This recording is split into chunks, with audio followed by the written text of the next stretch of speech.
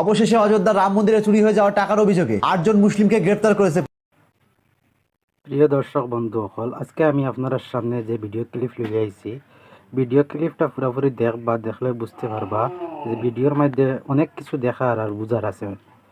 আর এই যে ভাই এই ভিডিওটা পোস্ট করছে, এই ভাইয়ের ভিডিও আমি লাগাতার দেখি, কারণ খুব ভালো লাগে তার ভিডিও দেখতে। তাই সত্য কথারে তুলিয়া ধরেন, এর লাগি বাইরে দিল থেকে স্যালুট জানাই। আর বেশি কথা বাড়াইয়েন না, আপনারা পুরো ভিডিওটা দেখতে থাকুন। আর যদি আমি বাইরের আইডিটা দেখাইমু, আপনারা এই আইডিত গিয়ে দেখতে পারবা যে ভাইয়ে কিরকম সুন্দর সুন্দর কথাবার্তা করেন। খুব ভালো লাগে ভাইয়ের কথা, আমি সব ভিডিও তাদের দেখি, ওয়াজ করি। দেখতে থাকুন ভিডিওটা ভালো।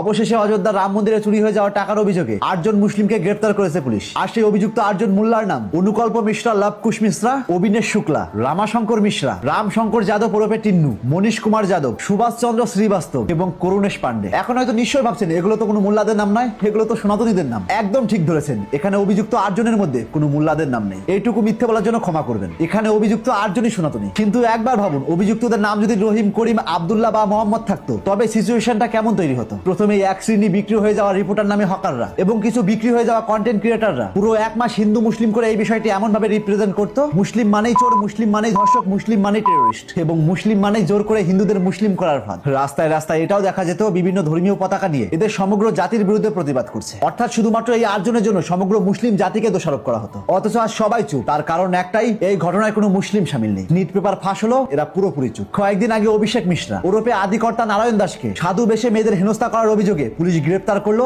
তবু এরা চুপ। ভণ্ড আশারাম গ্রেপ্তার হলো, তবু এরা চুপ। রাম রহিম সাধু বেশে শিষ্যদের ধর্ষণ করার অভিযোগে কারাদণ্ড দেওয়া হলো, তবু এরা চুপ। আর তার কারণ একটাই, এরা যে টাকার কাছে বিক্রি হয়ে গেছে। তাই এরা কখনোই সত্য মিথ্যা বিচার করে না। এরা প্রতিনিয়ত ব্যস্ত থাকে হিন্দু মুসলিম আলাদা করতে। অথচ যেখানেই মুসলিম চলে আসবে, সেই একজন দোষীকে কেন্দ্র করেই পুরো একটা জাতিকে দোষারোপ করা হয়। হ্যাঁ, সে হোক হিন্দু, মুসলিম, বৌদ্ধ বা খ্রিস্টান, অপরাধ করেছে মানে অপরাধ করেছে, তাকে জনসম্মুখে শাস্তি দেওয়া হোক, সেটা 100% সাপোর্ট করি। কিন্তু ওই একজন অপরাধীর কারণে কেন প্রতিনিয়ত হিন্দু মুসলিম করে গুলিয়ে খাওয়া হচ্ছে? কেন এক ধর্ম আর এক ধর্মের প্রতি বিদ্বেষ ছড়ানো হচ্ছে? আর যদি অন্য ধর্মের মানুষ এই অভিযুক্ত 8 জন সনাতনীর কারণে সমগ্র সনাতনীকে চোর বা দুর্নীতিবিদ বলে আখ্যায়িত করে, সেটা কি আদৌ যুক্তিপূর্ণ? নিশ্চয়ই নয়। ঠিক তেমনই একজন অপরাধী মুসলিমের কারণে সমগ্র মুসলিম জাতিকে দোষারোপ করা কতটা যুক্তিপূর্ণ? আজ মানুষ দুর্নীতি করার সহজ মাধ্যম করে নিয়েছে ধর্মটাকে ব্যবহার করা। একজন দুর্নীতিবিদ মুসলিমদের দাড়ি টুপিকে কাজে লাগিয়ে সে দুর্নীতি করছে, তার মানে কি ইসলাম দুর্নীতি করার পারমিশন দেয়? নিশ্চয়ই নয়। কিংবা একজন দুর্নীতিবিদ সনাতনীদের গেরুয়া পোশাক এবং মুখ ভর্তি দাড়ি নিয়ে দুর্নীতি করছে, সেই দুর্নীতি আদৌ কি সনাতন ধর্ম প্রশ্রয় দেয়? নিশ্চয়ই নয়। অর্থাৎ কোনো ধর্মই খারাপ কথা বলে না, বরং মানুষ ধর্মটাকে ব্যবহার করে খারাপ কর্ম করে। আমি আপনাকে গ্যারান্টি দিয়ে বলতে পারি, যে সনাতনী শ্রীমদ ভগবত গীতা পড়েছে, সে কোনোদিনই মুসলিমদের সঙ্গে বিবাদ করবে না। কিংবা যেই মুসলিম তাদের ধর্মীয় গ্রন্থ কোরআন বুঝে পড়েছে, সেই মুসলিম কোনোদিনই সনাতনীদের উপর অত্যাচার করবে না। বিশ্বাস করুন, কোনো ধর্মই খারাপ কথা বলে না, বরং কিছু সুবিধা